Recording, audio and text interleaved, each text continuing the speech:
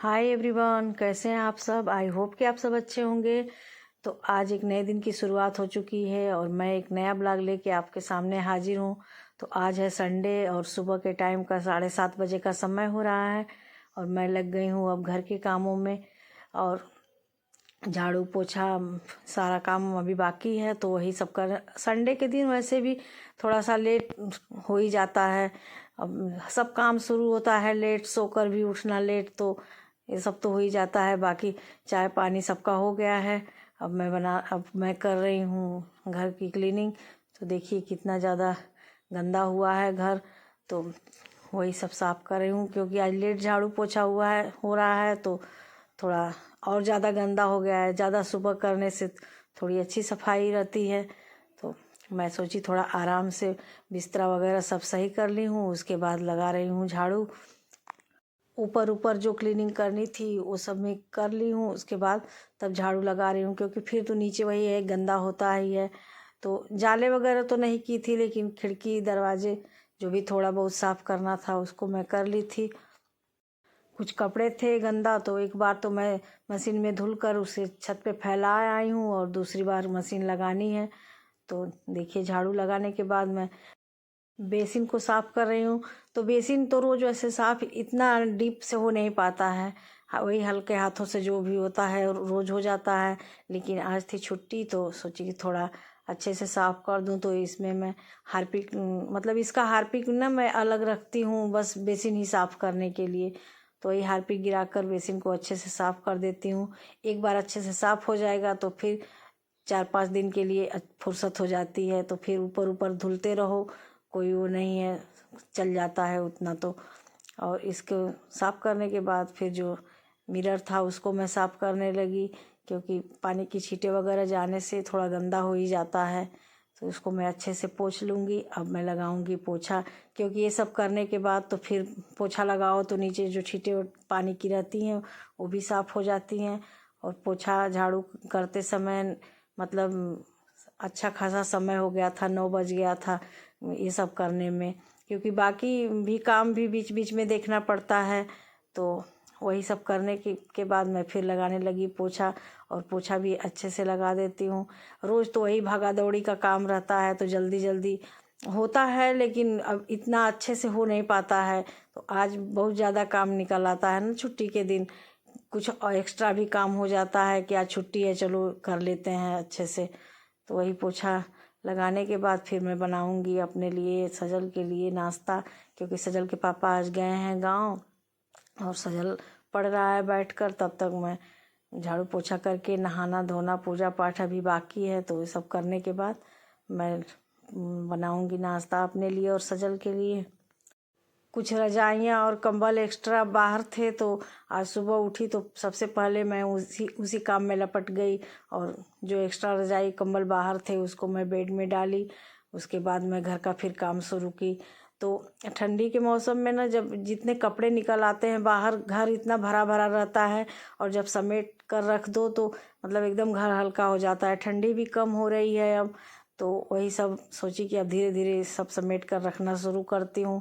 एक दो बस बाहर रहेंगे रजाई कंबल, क्योंकि अब उतनी ज़्यादा ठंडी तो है नहीं। और इधर मैं नहा धोकर आ गई हूँ, अब करती हूँ भगवान जी का पूजा। पूजा करने के बाद तब मैं आगे का काम देखती हूँ।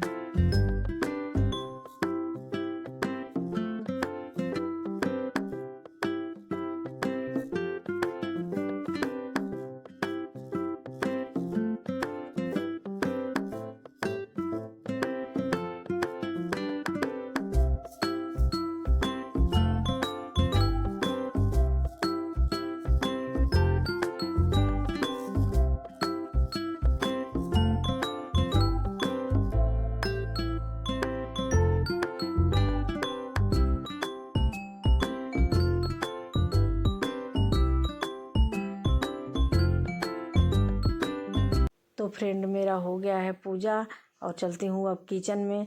तो किचन में मैं यही सोच रही थी क्या बनाऊँ नाश्ता, तो फिर मैं बनाने जा रही हूँ सूजी की इडली, मतलब जिससे पेट भी मेरा भरा रहेगा और वेट लॉस में भी बहुत ही फ़ायदेमंद होता है सूजी की इडली। दही थी तो सोची कि आज सूजी की इडली ही बना लेती हूँ, क्योंकि खाने में भी अच्छा रहता है और पेट भी भर जाता है। तो सजल को भी इडली पसंद है, तो इसीलिए मैं इडली बनाने लगी हूँ। तो देखिए यहाँ पे मैं 1 चम्मच राई, 1 चम्मच चना की दाल और 1 चम्मच उड़द की दाल लेकर, मतलब धीमी आंच पे इसको अच्छे से मैंने पका लिया है। अब मैं इसमें डालती हूँ 1 कटोरी से थोड़ा सा ज़्यादा लूँगी सूजी, मतलब न ज़्यादा मोटे दाने की है न ज़्यादा महीन दाने की है, मीडियम साइज की सूजी है। तो इसको मैं अच्छे से फ्राई कर लूँगी। जब सूजी को अच्छे से भून लो ना तो इडली इतनी अच्छी खिली खिली बनती है। वैसे बिना भुने इडली की भी सूजी बनती है, लेकिन उतनी अच्छी होती नहीं है, तो इसीलिए मैं थोड़ा सा इसको भून रही हूँ। ऐसे भून कर मतलब हम रख सकते हैं उपमा बनाने के लिए, तो फ्रिज में इसको डब्बे में रख कर 10 से 15 दिन आराम से चल जाता है। या इडली ही बनानी है तो भी मतलब भुनी रहेगी सूजी, तो बनाने में बहुत ज़्यादा हेल्प हो जाती है।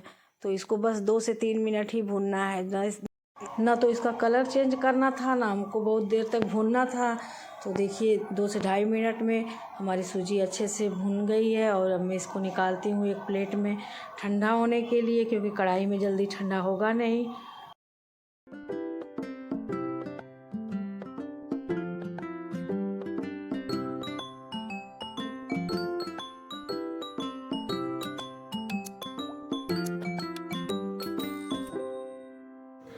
इधर एक बड़े से कटोरे में मैंने ले ली थी सूजी और इसमें 1 कटोरी डाल ली थी दही। तो दही बहुत ज़्यादा खट्टी नहीं थी और इसका मैं एक गाढ़ा सा घोल बनाऊंगी।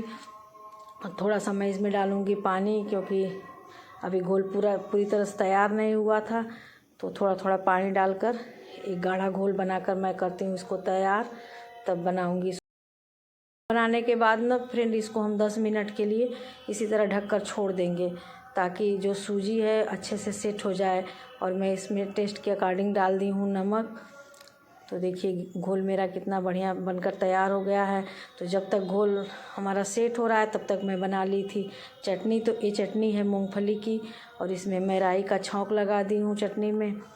तो अब 10 मिनट के करीब का समय हो भी गया था, तो अब मैं बनाने जा रही हूँ इडली। और इधर ले ली हूँ इडली का जो सांचा होता है, मतलब जो कुकर होता है, उसके प्लेट में अब डालूँगी इडली का बैटर और उसको 7 से 8 मिनट के लिए गैस पे मतलब धीमी आंच करके फिर 7 से 8 मिनट के लिए पकने के लिए छोड़ दूँगी और हमारी अच्छी सी टेस्टी इडली बनकर तैयार हो जाएगी। तो यही होता है ना, हम औरतों का सबके लिए मतलब समय हम लोगों के पास रहता है, लेकिन अपने लिए कुछ अलग से हम कर नहीं पाते हैं। तो आज था छुट्टी का दिन, तो सोची कि आज कुछ नया कर लेती हूँ। नया का मतलब यही है कि बहुत ज़्यादा इसमें ताम झाम नहीं है, बहुत ज़्यादा समय नहीं है, न तो बहुत ज़्यादा चीज़ इसमें चाहिए, लेकिन वही है कि रोज़ स्कूल रहता है मेरा, बच्चों का स्कूल, इनको भी ऑफिस जाना रहता है, हो नहीं पाता है अपने लिए, इतना समय नहीं निकल पाता है। या तो घर रहें तब सबको देने के बाद फिर अपने लिए कुछ अलग से कर लें। तो इस समय जो मैं 32 बार फार्मूला फॉलो कर रही हूँ, उसके लिए तो नाश्ता थोड़ा लाइट चाहिए होता है। तो लाइट का मतलब वही है कि पेट भी अच्छे से भर जाए और हैवी भी ना रहे। तो सूजी की इडली सबसे बेस्ट होती है, मतलब ज़्यादा देर तक पेट को भरे रखने के लिए। तो वही मैं बना रही हूँ। वैसे तो नाश्ते में मैं एक कोई ये नहीं है कि मतलब यही खाती हूँ, या जो भी बनता है सब चीज़ खाती हूँ, ऐसा कुछ नहीं है कि नहीं खाना है। दाल रोटी सब्जी या चीला हो गया, ओट्स हो गया, कुछ नहीं है तो खिचड़ी हो गई, जो भी आपको इच्छा हो आप जो भी खा सकते हैं। तो होता है कि रोज़ हो नहीं पाता है, तो आज छुट्टी थी तो सोची कि कुछ खाने से अलग बना लेती हूँ आज अपने लिए। तो देखिए मेरी कितनी अच्छी स्पंजी इडली बनकर तैयार हो गई। तो आइए फ्रेंड आप लोग भी खा लीजिए। और देखिए अब मैं लेती हूँ इसमें मूंगफली की चटनी और चलती हूँ अपना करने नाश्ता। तो मेरी वीडियो और रेसिपी दोनों अगर आप लोगों को पसंद आई तो मेरे चैनल को सब्सक्राइब करें।